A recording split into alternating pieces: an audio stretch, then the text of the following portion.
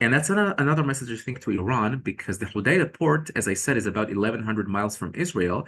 The Iranian nuclear facilities are right about the same distance. And I think this is really, really what it's all about.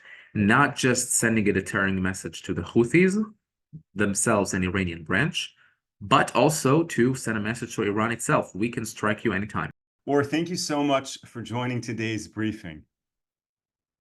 Thank you, Moshe. Great to be here. Okay, very important topic to discuss to start with, the Houthis. Israel had an unprecedented attack on the Houthis. What can you share with us?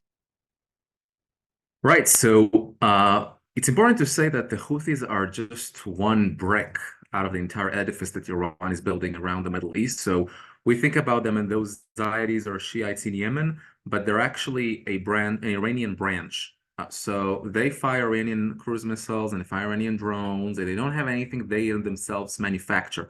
It's all Iranian made, and it comes, much of it, to that Hodeidah port was bombed by the IAF, the Israeli Air Force, on Saturday. So all these things are put together.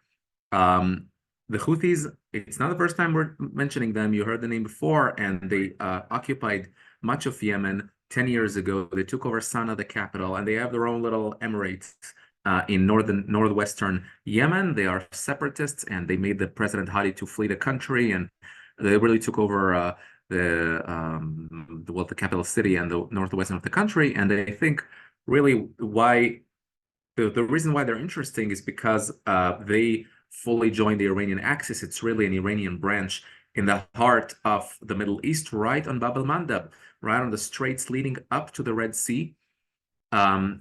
Interestingly, what it also means is that international vessels carrying international goods who are attempting to come from the Far East into Europe are inevitably go through that very, very narrow strait right on the shores of Yemen, and they are exposed to Houthi attacks. That's why a lot of the international trade was halted a few months ago when these vessels were forced to either bypass the entire Horn of Africa, which makes the journey much, much longer, much more expensive, or be exposed to Houthi attacks. And they really did take over American-owned, British-owned ships, or maybe ships they suspected were in co-ownership of Israeli businessmen. And I think in that respect, the Houthis are a challenge not to Israel, but to the entire world.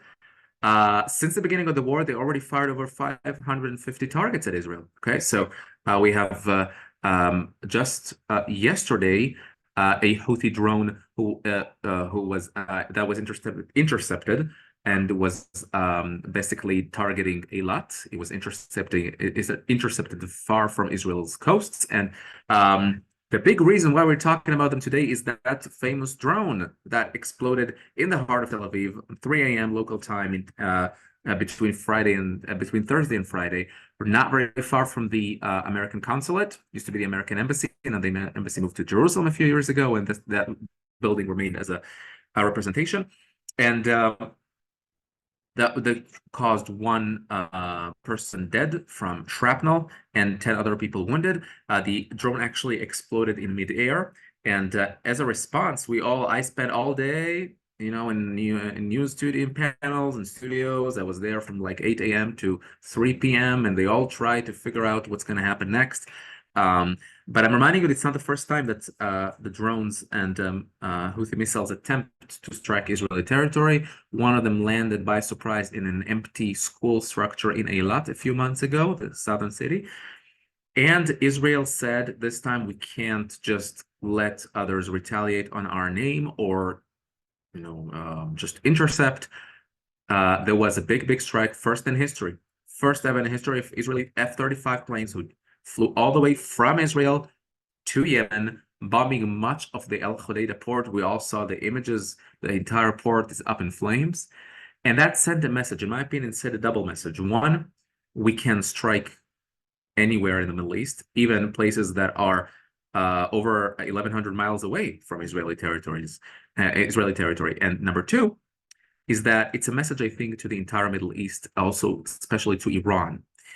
Yeah, exactly, Robert. It's quite a hit. And I think the message is, you don't want to mess with us. We had enough of Israeli deterrence shattered on October 7. and fire on from Hamas and from Hezbollah and from Iran itself. We want to send a clear message to the whole of the Middle East that that you don't want to mess with Israel. And I think the reason why they bombed the oil tanks right on the port is not because they care about the oil, but because of the effect. So it's the visual effect of not just one warehouse, but an entire port up in flames. That sent a really, really powerful message. You can see it up from space. And that's another message, I think, to Iran, because the Hodeidah port, as I said, is about 1,100 miles from Israel. The Iranian nuclear facilities are right about the same distance. And I think this is really, really what it's all about. Not just sending a deterring message to the Houthis themselves, an Iranian branch, but also to send a message to Iran itself. We can strike you anytime. And I think that restored Israeli deterrence for a while, but then I think it's not enough. I think it has to be part of a strategy to the Middle East. The Middle East really gets closer to the stronger party, not the weaker party. And Saudi Arabia, if they ever want to normalize ties with us, we know we had the big problems with the Houthis, even back in the US. Let's say, political leaders strongly criticized the Saudis or wanted them to ease their, hits in Yemen. Reminding you, the Saudis killed some 30,000 people in airstrikes in Yemen. They had a blockade that nobody talks about. Israel allegedly had a maritime blockade on Gaza, but then ships were redirected to ports. The goods were screened and vetted, and then it was carried by trucks into the Gaza Strip. The Saudis simply, laid a maritime blockade on Yemen. 400,000 people starved to death, including many, many children, and millions more find themselves in malnutrition. So it's really an incredible situation. What has a relatively, marginal country like Yemen that became really a centerpiece of the Middle East. And I think that really symbolizes what Israel should do next in the Middle East, even in faraway destinations. Thank you, Or, for sharing that. And in terms of drawing that comparison to what Israel did in Yemen and what it could do in Iran, are there any significant limitations to break down that connection? Meaning, in terms of going over other countries' airspace, where it's not a strong comparison. Yeah, and you mentioned the airspace. I think in the Middle East, everybody speaks with a kind of a double tongue, double meaning. And I always say when an Arab leader speaks, you always need to have the translation and the subtext, not just the text, but the subtext. So when the Saudis say, we had nothing to do with Israel's strike on Yemen, we didn't let them to go through our airspace, we know nothing about it. What they actually mean to say is that we don't want to admit it, but we all understand what's going on here. We have a joint interest. If you remember April 14, 350 missiles and drones were fired from Iran into Israel. And Israeli F-35s intercepted many of these drones and missiles far away from Israeli territory. So that in the 1,100 miles or 1,000 miles between Israel and Iran, there's only Iraq and Jordan.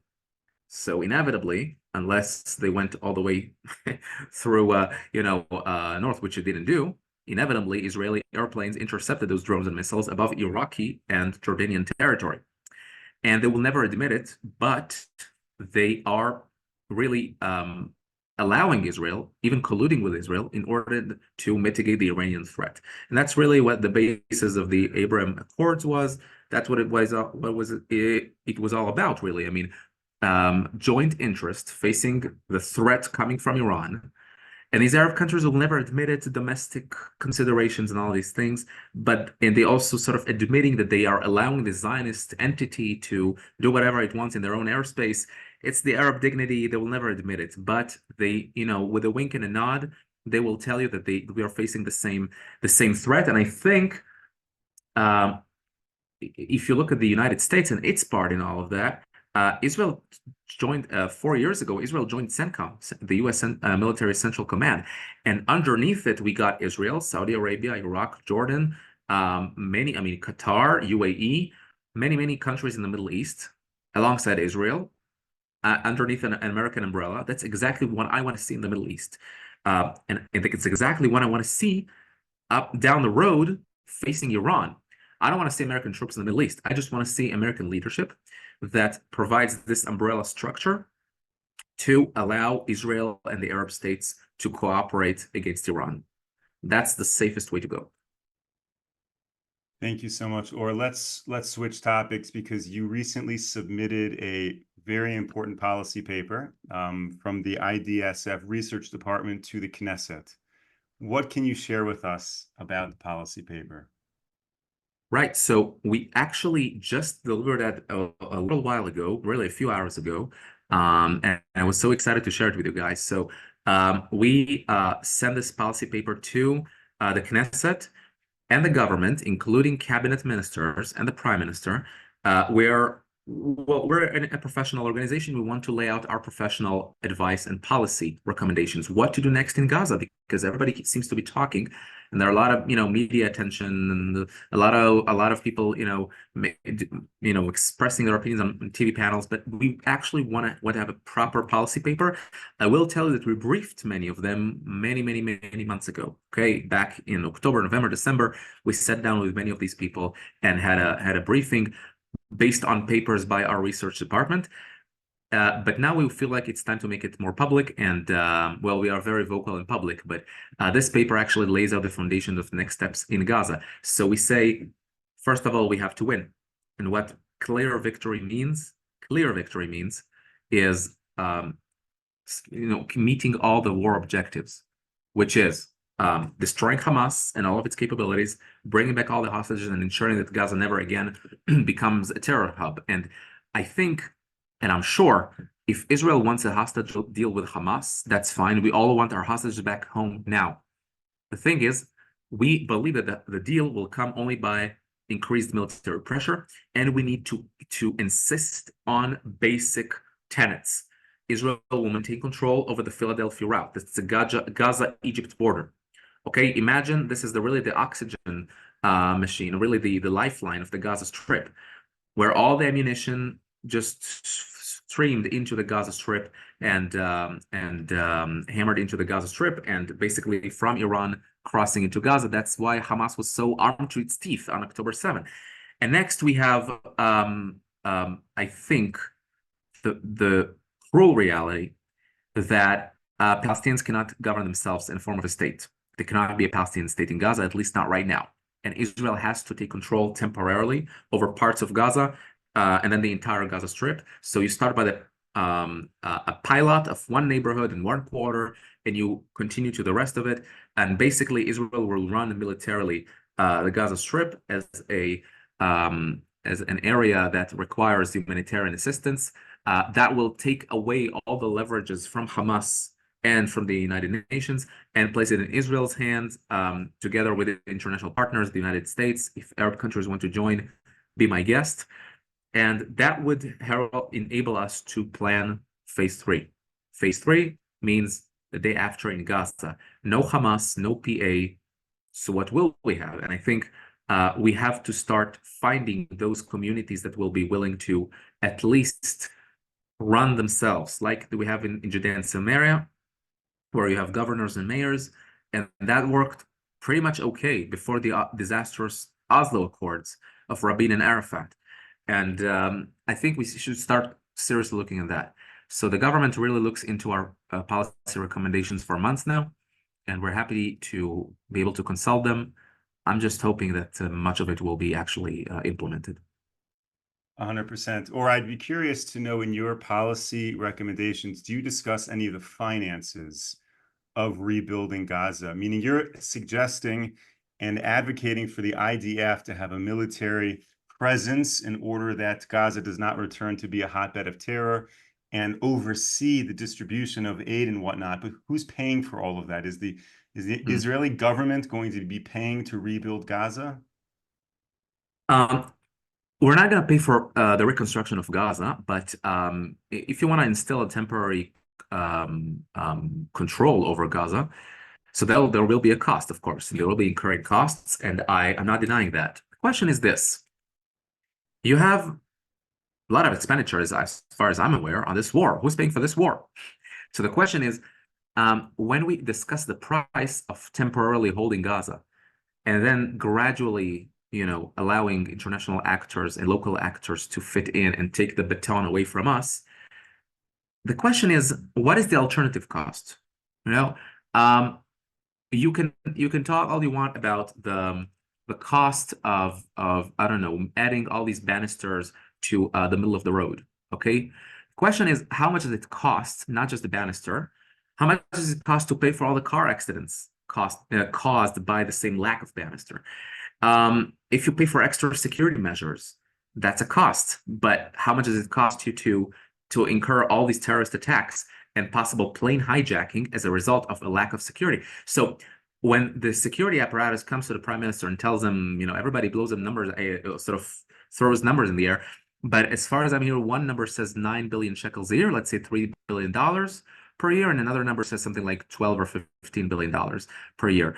It all sounds a lot to me, to be honest. I don't think it's more than a few billions of shekels. But the question is, what is the cost? What is the alternative cost? We just had 1,200 Jews murdered and butchered and kidnapped to Gaza. And then we have this war that costs billions every single day. So the question is, are we willing to make a step, take 1, 2, or 3 years, prepare the ground in Gaza for the next phase, do it in a responsible way? And not all the costs should be on Israel. There's the World Food Program, there's USAID, many programs around the world who are designated to help refugees or people in disaster zones. And I think not all the costs should be on Israel 100%. Arab countries, the United States, maybe some of it. The European Union wants to help. World Food Program wants to help. The United Nations wants to help. I don't think all the costs should be on us. And the day after, for sure, it's going to be much more than just paying for food.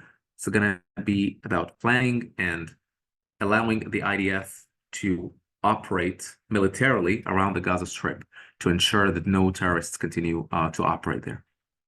Sure. And just to clarify, what is your position that you presented in terms of UNRWA for the day after? There is no alternative. UNRWA should be dissolved. So, I see what you mean. The alternative to UNRWA, right? UNRWA should be dissolved. I can't control whether or not UNRWA is dissolved in the UN level, but on the ground, I don't want to see any UNRWA on the ground in Gaza. And I gotta tell you that before I describe what's going on in Gaza, UNRWA that just doesn't just operate in Gaza. It operates dozens of schools in East Jerusalem. So I can, I'm right now in my Jerusalem home. I can see the nice Jerusalem view from my window. And to be honest, I mean, looking at this city, and I see that inside the capital city of Israel, there are dozens of schools operated by UNRWA with murderous curriculum, including, anti-Semitic curriculum about how to, teaching the rules of physics by shooting at soldiers and teaching grammar by the verb of becoming a martyr. So all these things are unacceptable, and Israel has not been doing anything about it for decades now. And UNRWA is also operating around Judea and Samaria. So we have the opportunity to actually do a lot of things about UNRWA right now, even before the war, And in Gaza, I think education-wise, Israel will have to supervise. It's unacceptable, and I heard it from senior government officials. De-radicalization in education system has to be a priority. UNRWA has proven itself absolutely incapable. We actually issued an UNRWA research, guys. I really recommend, wholeheartedly recommend you read it. It's on our website in English. And really, UNRWA has allowed all of these sick contents to be in the school curriculum. And also, I think in terms of food, we absolutely, the IDF needs to supervise food, the handing out food in Gaza, take over the baton from, of course, Hamas and UNRWA. Unbelievably, much of the food is still handed out by Hamas even today, because UNRWA, believe it or not, passes it on to Hamas. Even today, mid-July, toward the end of July, 9 months into the war. So I think it has to be a priority. Yissachar, thank you so much for joining this briefing. Thank you to all of our viewers and supporters for sending in your questions during the briefing, for sending them in prior to the briefing. We really appreciate them. Try to get to as many questions as we can. And this was very enlightening. Thank you so much. And thank you for sharing the details of that policy paper. Hopefully we can share some of that with our viewers in the coming weeks once the members of Knesset have had a chance to flip through it.